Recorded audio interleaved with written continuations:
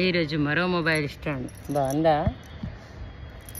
ఏం లేదండి, ఒక మంచి కథ.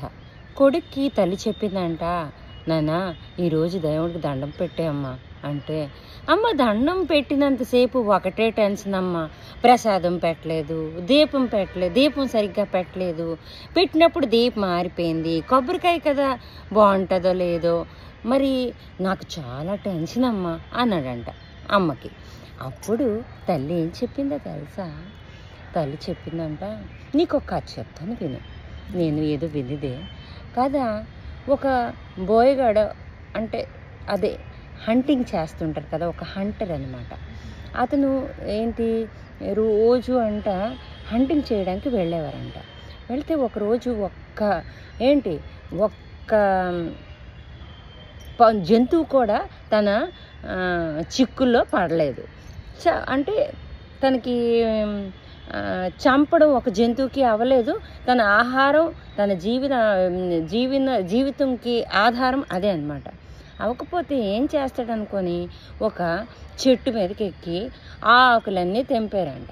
తెల్లవారి నుంచి సాయంత్రం వరకు ఆ ఆకులు తెంపితే ఆకులు తినడానికైనా ఏదో ఒక జంతువు వస్తే తను చంపుకొని తింటాను అనుకున్నారంట. అప్పుడు ఏం చేశారు, వెంటనే ఏం చేశాడు, అలాగ రోజు మొత్తం గడిపేశాడంట. గడిపేస్తే తెల్లవారిపోయిందంట. అలాగే ఎదురు చూస్తున్నాడు ఆ జంతువు గురించి.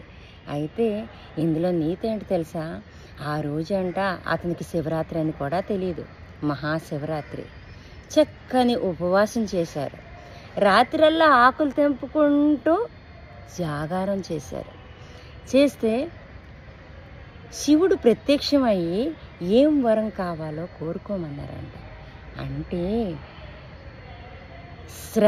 పూజ చేసిన శ్రద్ధ ఉండాలి, భక్తి ఉండాలి అనేది దీనికి ఒక మూల కారణం.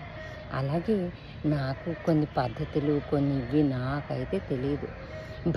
భగవంతుడంటే భక్తి శ్రద్ధ అనేది పుట్టింది.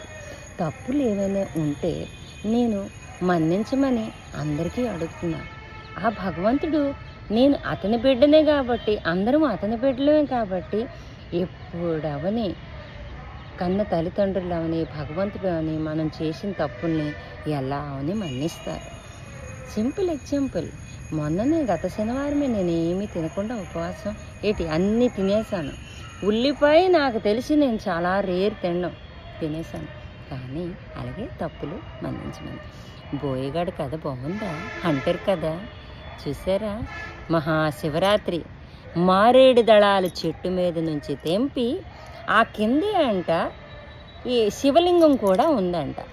ఆ లింగం మీద పత్రి కూడా పడ్డది.